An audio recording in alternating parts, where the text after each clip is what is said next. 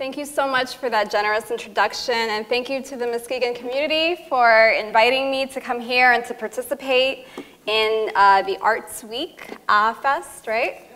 And I'm really excited to find out more about what's happening this week and to show you a little bit about my practice, my art.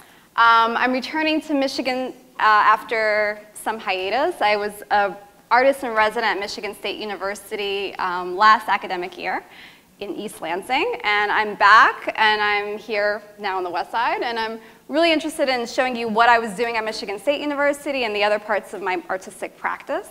I realize this also might be a little new for some of you. How many people are familiar with performance art? Oh, okay. All right, well, maybe not so much. How about video art? Oh, okay. Collage, assemblage. Some more people here. How many people are in the arts department, coming from the arts department? Okay, quite a few folks. So I'm going to show you a little bit about my practice and my interest. My practice includes all of those things, and I work interdisciplinary. And my interest is in thinking about the body, particularly the gendered body, the racialized body, within the politics of space, right? So how do we occupy space? How are we asserting ourselves in space? And that ranges for me between institutional spaces to land filled with all kinds of histories and trajectories. And I'm also interested in finding, about the stories and the oral histories of everyday people. So that's kind of like an overview of my practice. But I really find my practice is a lot easier to share through actually seeing the work, through video, through the photographs. So I'm going to share a lot of that with you. And this is not like a, you can ask me questions at any point. So feel free to raise your hand and ask for some clarification, and we'll do a little bit of Q&A at the end as well. Okay. So this is a video, a 90-minute video, or 90-second video of a performance that I did in, I believe, 2015.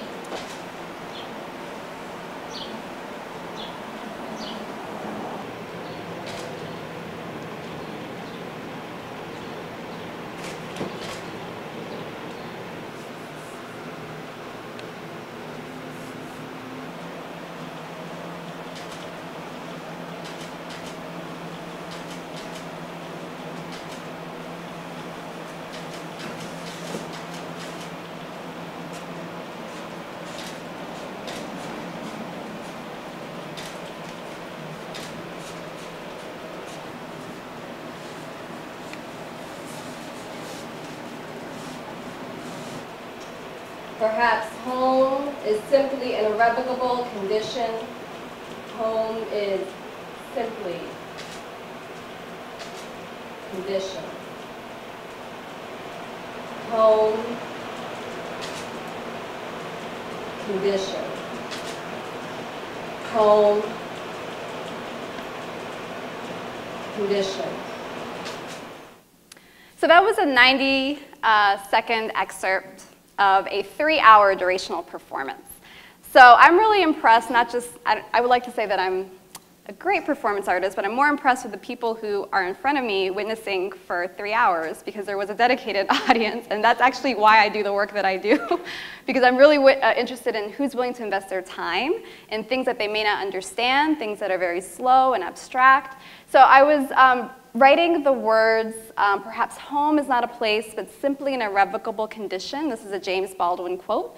And I was writing it on the walls of the gallery and on the floor for 3 hours while smudging it and transforming the words using my whole body and changing it into like what would look like an inverted pyramid, that kind of, or inverted home rather, that pointed toward myself. So it was like an arrow almost. So I was thinking about the sense of home and how we qualify home, how we quantify home, and that sense of belonging that we get from being centered in a space. And then rethinking about that and seeing how can we transform that and being recentered in our body, particularly in a time of displacement. There's a lot of migration going on globally. There's a lot of gentrification happening globally. So I was really interested in using art as a way to convey meaning in that way. And the next slide that I'll show is actually very telling of myself, so I show this with a little bit of embarrassment. On the left is my undergrad artwork. So I was a painter, or a painting major in undergraduate school. I went to Morgan State University, Bears, in Baltimore. On the right was coming right out of graduate school, having gone to Tufts University and totally changing my practice. And I took eight years off between undergrad and grad school, just kind of figuring out what it was to be a working artist in the world, right? And then I actually fell into the rabbit hole of performance art by accident. I was a through and through painter, but I allowed myself to open up and to loosen up. So I used to paint figures, and they were always in movement, they were always in motion, and then I became the figure. I was really interested in centralizing and personifying the characters I'd been developing over years. And so I show this just to show you all that I know we're in a college setting, that no matter the trajectory you take in your art practice, if you just kind of open and allow yourself to see where the work wants you to go, right, rather than saying this is what I want to be, you'll find really interesting things along the journey. So I'm going to show you four projects or talk about four projects that I have been involved with. And the first one is resulted in a solo exhibition at the Museum of African Diaspora in San Francisco. So I was living and working in San Francisco, teaching at the San Francisco Art Institute from about 2015 to 2017. And a lot of my work is informed by my travels and my whatever life experience happens to be there for me. So for those of you who may know that San Francisco is the most expensive city in the country, the average rent is for one bedroom $3,500. And I couldn't make art about anything else. I really wanted to talk about the housing crisis epidemic that was affecting that region, but also internationally. Every city that I had lived and worked was undergoing massive transformation in a way where local communities or people who've had their homes there for long periods of time were finding themselves displaced. And I really wanted to have a conversation about that. And I did that through largely performance art. So here's an overview, and the relics of performance. Here's an overview of what that actually looked like in the space. So this was a performance-inspired exhibition, but I only did one live performance throughout the entire exhibition, and I relied on relics, which is the aftermath of the performance. So whether it's video, photo, drawing, assemblage, which is sculptural, to really tell the narrative and to answer the question, what happened, right? Like what happened in the performance, but what happened in our community at that time. I was living again in Oakland and working in San Francisco.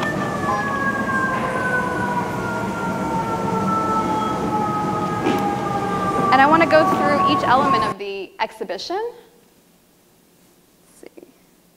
So there was a central film. You can kind of hear the sirens in the background. And in the film, I traveled over a 2-week period to cities I had lived and worked.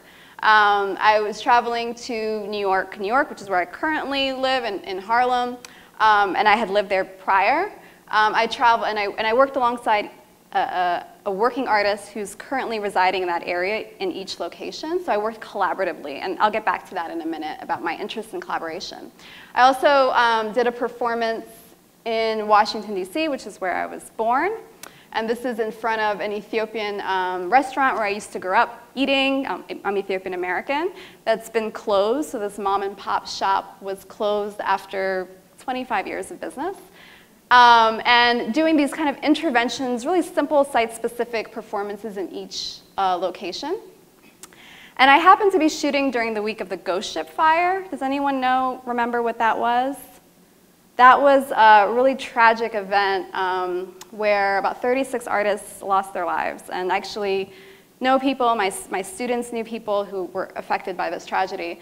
And I was doing these kind of memorial altars, ironically, with Aida Leah Rashid, who had a live-work space in Oakland that was kind of turned into a condo. So while we were doing that, the fire happened, and we couldn't really think about anything else, but rather to join the community in doing a large altar to commemorate their lives, but also to really think about the housing crisis and what does that mean? How do artists find live-work space? I mean, a lot of us have been, squatting in spaces or turning warehouses into spaces to create these sort of affordable spaces to have a creative practice. So that was essentially one of the things that we talked about within the work. So the film is about 14 minutes long, and I've traveled the film since then. Excuse the caption on the right, that doesn't make any sense with this slide. In addition to that video, I had 2 other videos on display, and I'll show you an excerpt of each of these.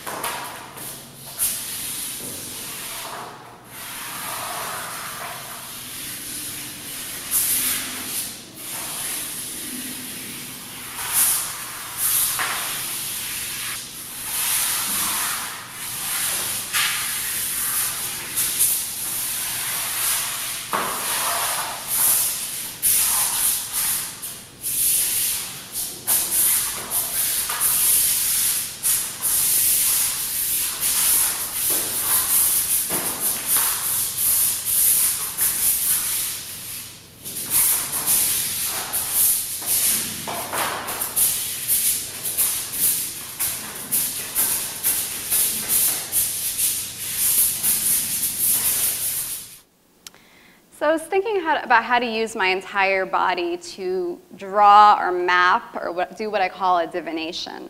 And this divination was symbolic. It was this idea of drawing the unknown, drawing precariousness. How can you use your whole body to replicate and to make drawings that included sound? How can sound be a drawing, right? Like how can I use my body to express a gesture that can convey to me? And it's not really through dance. I have no formal dance training, but it's really just through intuition or through mark making, okay? And I was thinking about this idea of drawing precariousness. And the residue of that, the drawing itself, became a part of the exhibition. Similarly, I did another divination video, and this one instead I'm using home building materials. I'm using wooden flooring, so this is repurposed.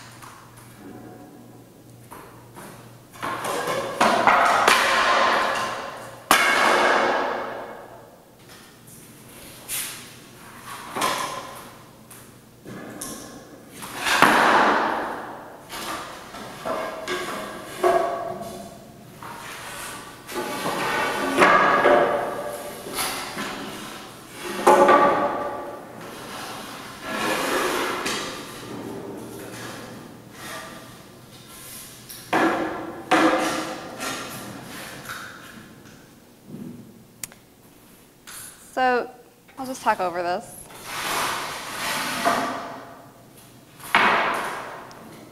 These are actually excerpts of videos that are about 11 minutes. So this is just kind of like a quick overview. Again, I'm trying to understand precariousness. And what I love about art is it can be interpreted in many different ways.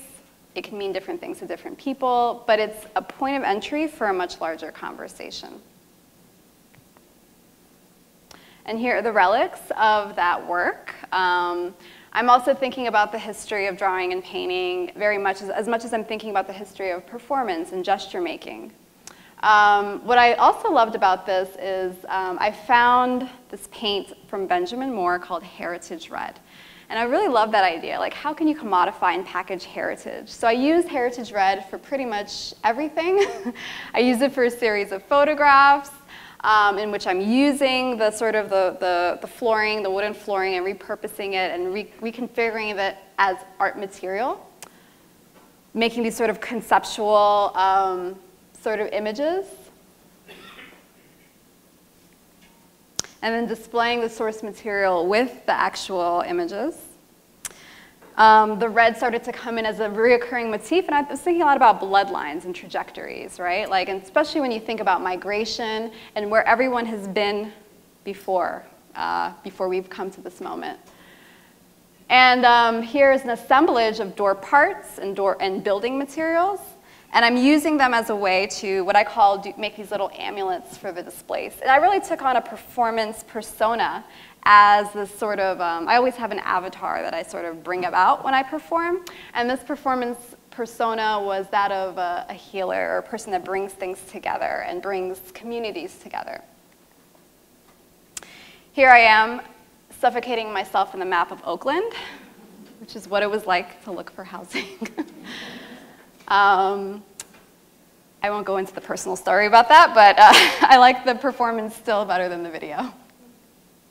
And lastly, I'll show you from the series, I'll show you a video, because I did want to do one live performance. And I usually involve my students. I was teaching at the San Francisco Art Institute, and I love this idea of collaboration and really the idea of building community around you when you have a time of struggle or need.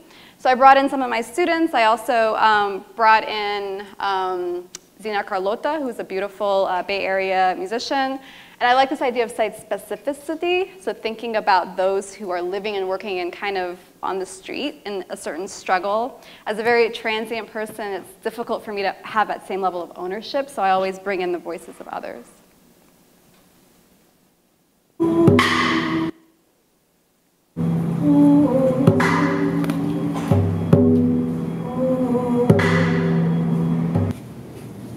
I'm filled with love to the brim, and I don't let that go. So you can build your walls or your bands, try to create more borders on top of borders. It's not enough. You just fueled me with some ammunition. You fueled us with ammunition to fight and to love harder.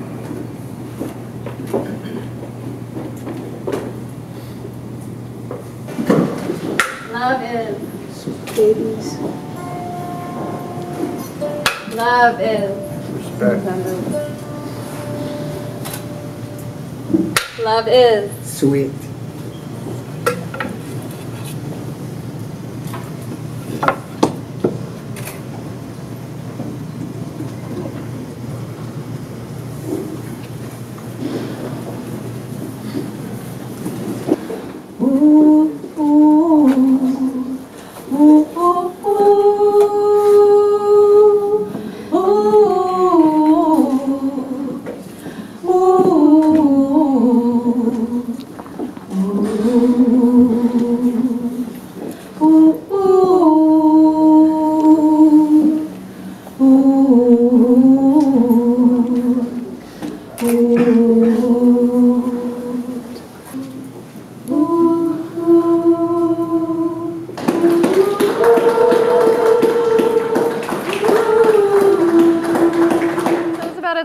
Performance, and we mapped the duration, or we mapped the entire exhibition. I reused all the materials, giving it another life form in itself, and of course celebrating it with song, with text, with movement.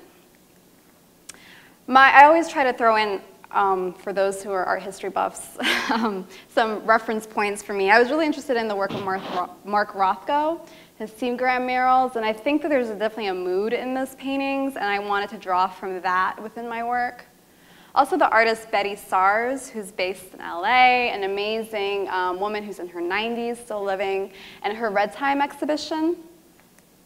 And then being Ethiopian, I always go forward and think about my own sort of cultural reference points. So Ethiopian textiles were kind of like the ideas in my head when I was making those wooden images, those photographs. The next body of work that I'll talk about is something called refiguring mccannon. So my work tends to look a little different depending on what source materials I find, depending on what the concepts require. And this time I decided to go towards collaging. And I actually was at the Bemis Center of Contemporary Art in Nebraska, and I found a whole set of archives in which I can grab anything, and I grabbed art news and art forums from the 1980s. And I was really interested in the 80s because I was thinking about who was making at that time. Who were the women represented? I'm an 80s baby, so I was thinking and kind of navel-gazing with that. Who were the people of color? Not finding much of that, I decided to collage my performance stills and recreate this sort of avatar person for the, I would say, the overlooked but appropriated African or indigenous artists. Because a lot of these reference points in our history, if anyone does have any familiarity with like the Pablo Picasso generation, they were all sourcing images from African and indigenous people. And so I wanted to rethink about appropriation and centralize the art of Western art history around the black body. This work is currently in Belgium, in Brussels, at Nomad Gallery. I just came back from a show there. And it'll be traveling to Paris in a couple of weeks. And I love the idea of performing this avatar who speaks and reinterprets and rethinks our history as a way to conceive about where to go from here. So I always look back, in a sense, to think about how to conceive of a more diverse, a more inclusive future. I use my body as a stand-in, not because I think it's all about me, but because I'm performing my body and myself. And sometimes I use the bodies of others, and we'll show you some works examples of that as well. So throwing a little side-eye, throwing a little tongue-in-cheek, and a side-eye, or the usage of eyes, also represents Ethiopian art history, which has a lot of eye motifs, which I'll show you pretty soon. Also, seeing if I can collage in time and space. So doing these performances at MassMoCA in Massachusetts, and at the National Gallery of Art in front of esteemed abstract expressionists, thinking about if their body becomes more understood as gendered and racialized, although they are white males, in a way that my body's often cited as being black and female. So I'm usually referred to as a black female artist before just being an artist, which to me is quite problematic. And in the sense that everyone should have those titles, right, if we're gonna do that. And this is a little excerpt of a video of a 1-hour performance where I'm actually performing live. So sometimes I performed for camera, and sometimes I performed for others to see. And this was at the National Gallery of Art. Keep in mind, this is a federally run institution funded by Congress. It also predominantly collects white male artists who are dead, not even living ones.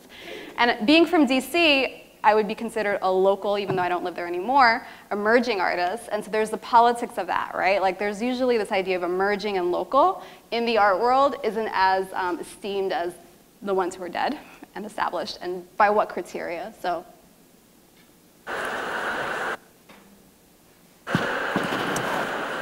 for 1 hour, I laid in front of a Robert Motherwell painting, and I was curious to see what would happen.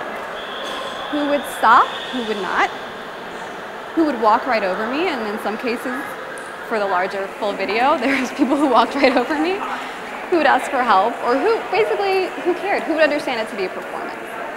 And I think largely my body was ignored. Sometimes I noticed it was women or people of color who would ask me, you know, what are you doing?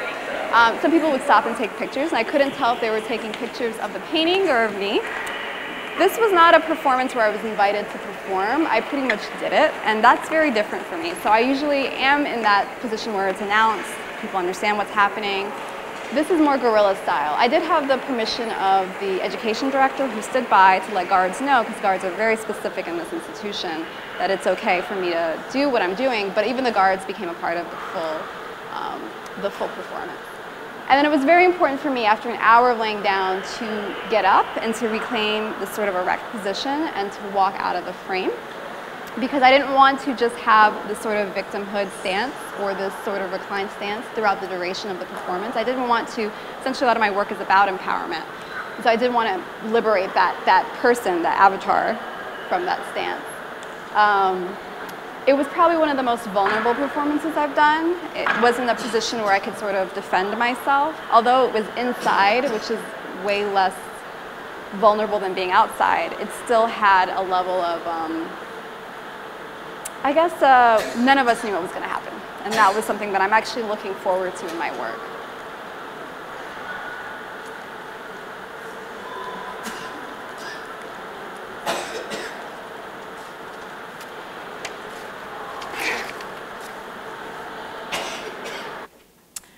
So art references for me was Ethiopian manuscripts. So again, I use a lot of eyes, and being Ethiopian American, knowing that there's a rich, long history within Africa of painting, right? Of fresco painting, of abstract painting. I wanted to look towards a history that's often negated in educational spaces. So we're in a college, and we can think about, rethink art history from an intellectual perspective, but also like a really just basic perspective in terms of representation. And knowing that history is subjective, and knowing that it's a mythology that we keep telling ourselves over and over again. So rethinking that mythology. Ethiopian healing scrolls became a part of, motifs within that became a part of the work as well. Howardina Pendel, who is an artist who's getting a lot more traction now than she did in the 1980s when she made this performance, Free White and 21. She was an inspiration for my work. She does a lot of institutional critique, along with Adrienne Piper and other Black women artists from that time period. And Hannah Hawk, who is a woman who's, I think, very well beyond her time. In the 1930s, she did a series of collages that investigated this idea of the primitive within museum spaces. And she was a white woman, and I think that some of her interests in the Dada movement were pretty advanced for being 1930. There's, issues of diversity is a buzzword now, right? No one was quite tokenized in the same way at that period. So a couple more projects to share. This one is most relevant to what I'll be doing in the workshop with whoever wants to participate. It's called By Way of Revolution. And I started this at Michigan State University when I was an artist in residence of critical race theory there last year. And the idea from this interdisciplinary exhibition was to recall and rethink about history as a way to move conversation forward in terms of, I would say, collective activism, but thinking about social solidarity on a more complex level. One of the projects that I did is a 17-minute film, which is currently touring nationally. And it was a gathering of descendants of political activists, prominent civil rights leaders. So on the left, you'll have Melanie Douglas and Frederick Douglass, who are the descendants of, Melanie and Ashira Douglas, who are the descendants of Frederick Douglass. Frederick Douglass was not there. James Baldwin's sister, Paula Whaley, was on the right. And in the center is Dick Gregory's daughter, Ayanna Gregory. Everyone knows who these people are, right? Because sometimes I'll give this talk and people are like, well, who's Frederick Douglass? And I'll be like, oh my gosh. We have a lot to talk about. Dick Gregory was, for those who don't remember or who weren't around, I remember, he was from DC, so I do remember him, but he was a civil rights leader and also a comedian. And I also find comedy to be a great way to think about social issues as well. So I'll show you an excerpt of this film. And it was basically a gathering in Paula Whaley's home that I just wanted to document. It was kind of one of those living room conversations when you have this intergenerational kind of communion. And then we also moved it to, this was in Baltimore, so one of the oldest slave ports in the country. And so we did sort of a performative ritual there as well. Oops. If we could take a moment and realize and think about all of the times that someone said something to us that carried us through. Wow. And then if we sit in that and accept our power to deliver the same thing to Yes. we would deliver it more often. Don't think about like how big it will be. Our families are who they are on the macro because of all the people around them that worked on a micro. That's the only difference between my great-great-great-grandfather and anyone else, is that his story got documented in a way that we can share it. Right. But we know how many people, stories were just as marvelous, or if not even more marvelous, that maybe weren't documented. That's true. But he could not have done who he was, and none of our family could do any part of who they were if any one of those people did not show up and think that what they did was important. Right.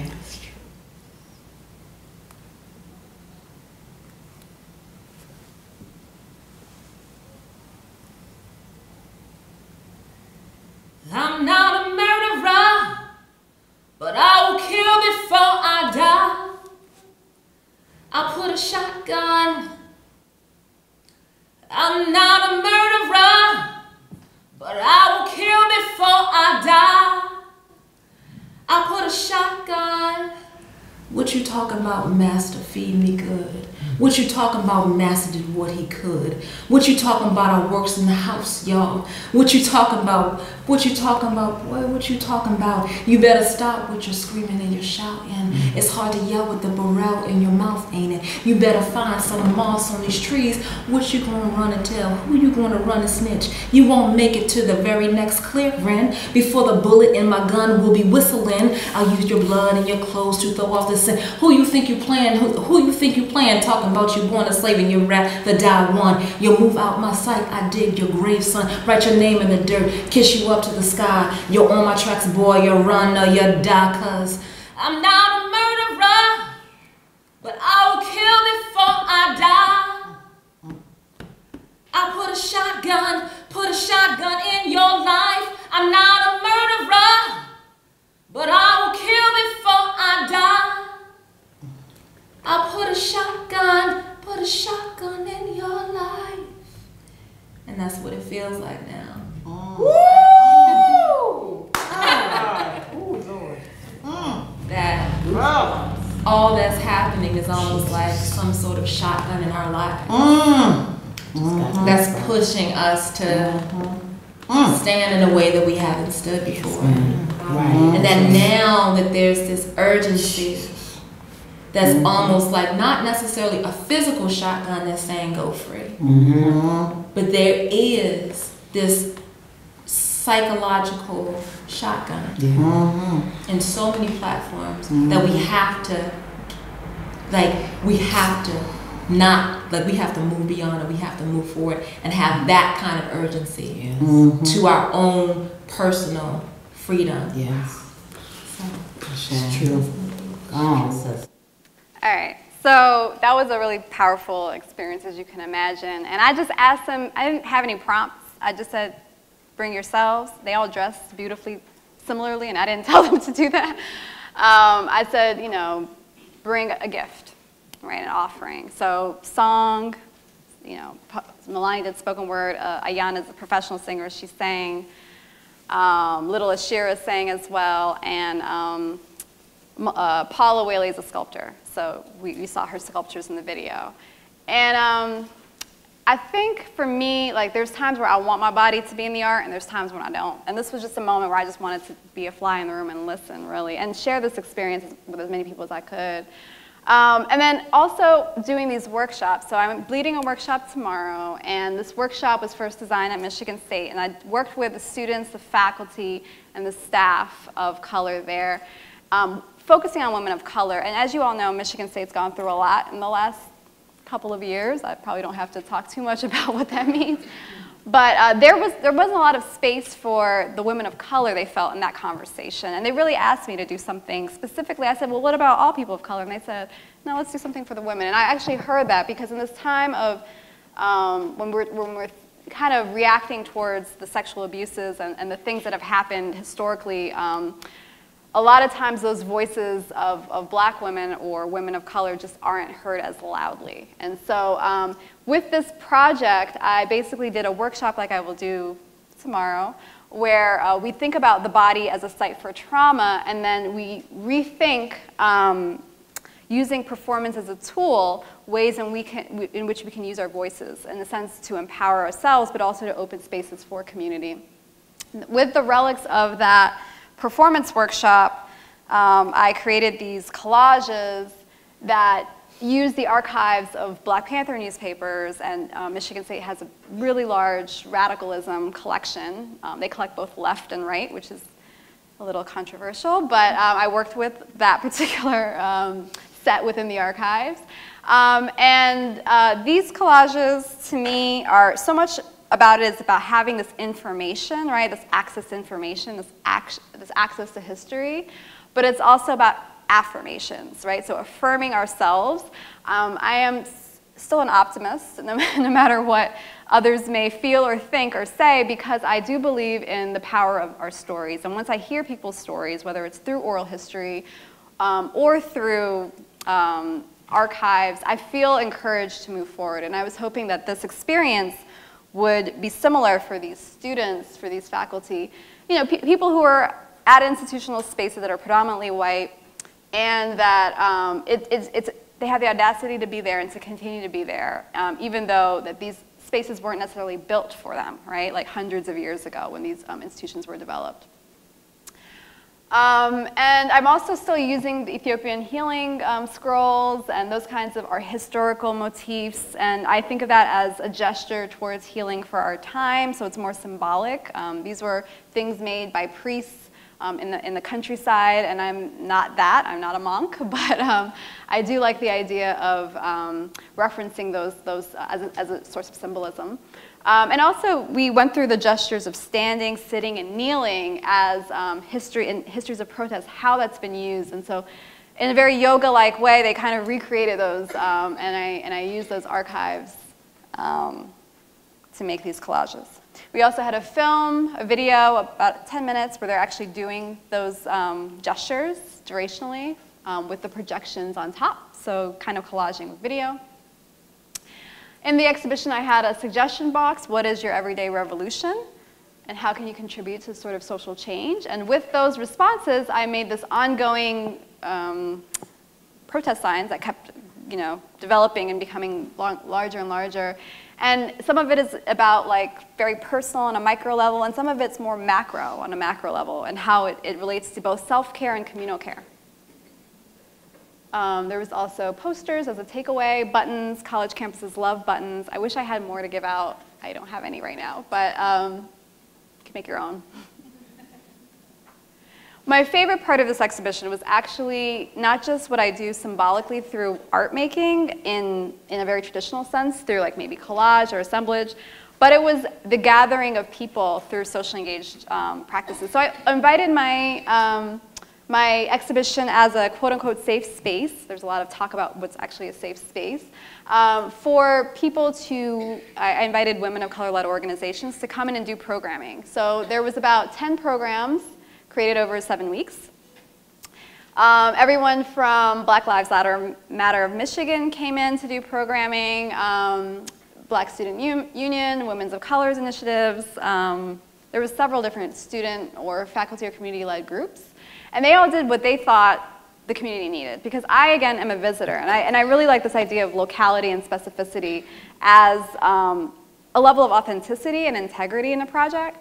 And so I just really wanted to be a fly on the wall again and say, okay, I'm benefiting from this, but really it's you all, and how do you come into these art spaces, right? Which normally people who aren't in the arts don't always feel comfortable coming into like the MSU Broad Museum, right? So how do you come into these spaces? How do you occupy these spaces? So not so much just talking theoretically, but like doing the work. To me, I feel like organizing can be an artistic act. It can also be a political act, however you want to look at it. So they brought in yoga teachers to facilitate workshops. Harriet's Apothecary, which is a group in Brooklyn, New York, they brought a speaker from that to come in and to facilitate a wellness workshop. There was also People's Room Assembly led from Black Lives Matter of Jackson, Mississippi, speaker who came in. And I'll just give you a little taste. And that was, I mean, it was women of color led, but anyone could really come as long as you wanted to.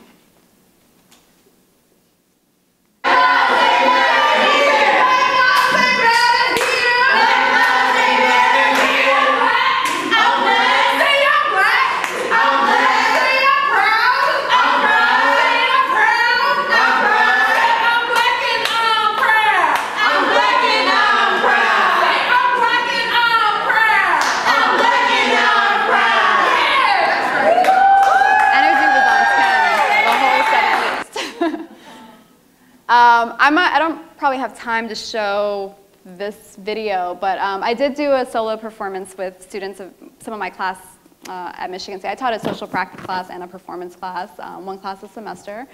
And I did this performance that began to tour also nationally. So I love when things, like all aspects of the exhibition has now come into other exhibitions, which to me, it's successful because it keeps having a lifespan outside of this very specific community, right? So now that performance was, at different other institutions as well.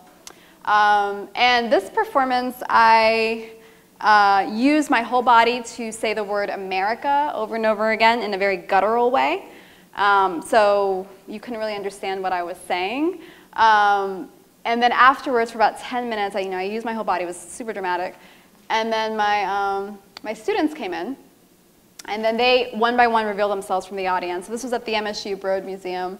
They came in, and then they all said what they thought America was in a kind of a spoken word format, which is a very tense conversation that I think many of us are having in our homes and in our churches or in our college classrooms or high school classrooms, whatever. But we had it kind of in this way that was unpacking that trauma, right? And then it turned into a roundtable discussion so that the audience had a voice as well, and the audience participated. My art historical reference for this was Haile Garima's film Sankofa. If you've never seen that film, I highly recommend it. He's an independent filmmaker, Ethiopian filmmaker living in DC, who was part of the LA Rebellion School in the 90s, and it was really a powerful film that influenced me since I was a kid. The last thing I'll share with you is this project that I just recently screened at the Museum of Contemporary Art Detroit. And it took me about 3 years to make, and so therefore I hold it a little bit with a little bit of happiness because it was like a 3-year birth. But I feel like it's finally complete. And I'll just show you an excerpt.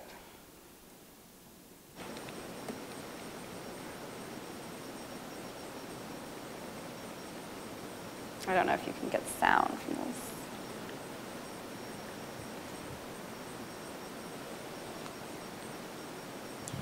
Home means anywhere I lay my head.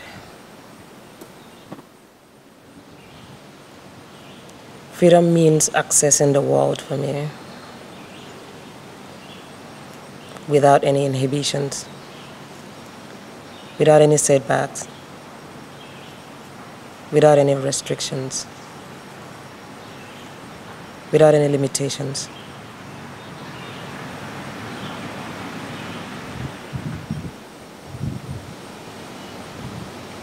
Place where I go to escape from the world. It's like a nest. Place to regroup.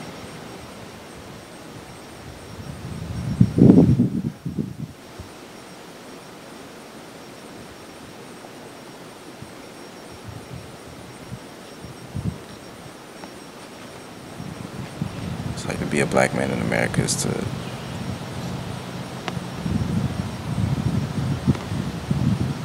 be more cognizant of the decisions you make, because self-expression is policed more by other black men, black women, other people's self-expression could end your life.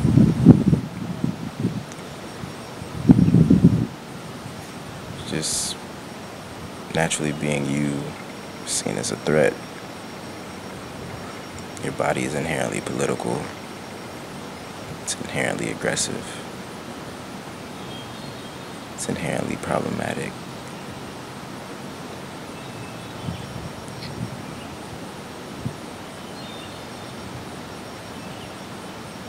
Being a black man in America is one of the dopest experiences any human being could have.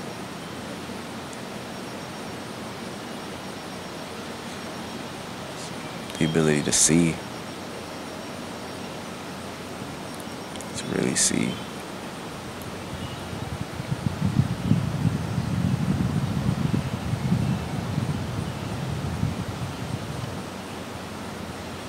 Really see what it means to be American.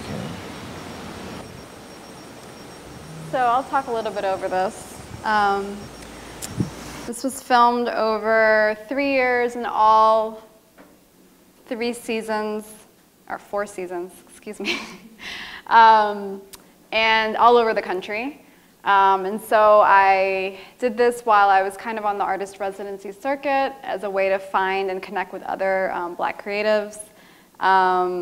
And it ranges from people talking about what it means to be a creative to just sort of like this existential sort of questions, right? So whether they became overtly political or whether it was just about being a human.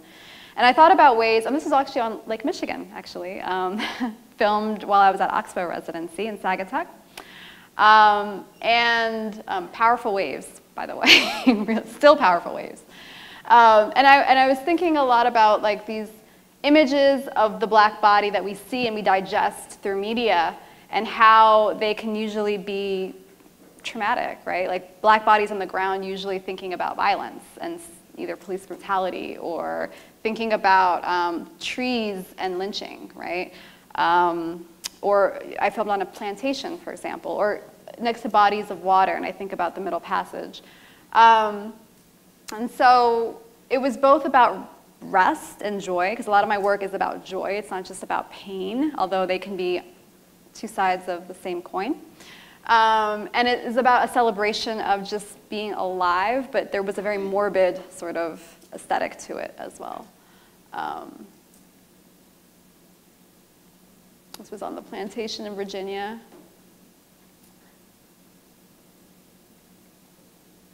I love this quote. I actually bring it up in like every artist talk by Zora Neale Hurston. If you are silent about your pain, they will kill you and say you enjoyed it.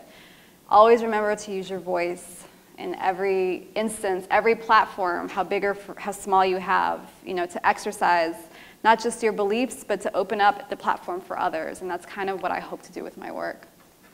And as you all know, I will be doing the workshop tomorrow, and there's still some spaces left. But I'm going to actually close out with Q&A for those who are interested.